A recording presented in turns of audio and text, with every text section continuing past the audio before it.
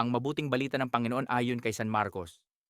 Noong panahong iyon, nalimutan ng mga alagad na magdala ng tinapay at iisa lang ang kanilang tinapay sa bangka. Kaiingat kayo, ilagan ninyo ang lebadura ng mga Pariseo at ang lebadura ni Herodes. Babala ni Jesus sa kanila. Nag-usap-usap ang mga alagad. Wala kasi tayong dalang tinapay, kaya niya sinabi iyon. Alam ito ni Jesus, kaya't sila'y tinanong niya, bakit ninyo pinag-uusapan na kayo'y walang dalang tinapay? Hindi pa ba kayo nakakabatid o nakauunawa? Hindi pa ba ito abot ng inyong isip? Wala ba kayong mata? Wala ba kayong tainga? Nakalimutan na ba ninyo nang paghati-hatiin ko ang 5 tinapay para sa 5,000? Ilang bakol ang napuno ninyo sa mga lumabis na tinapay? 12 po, tugon nila.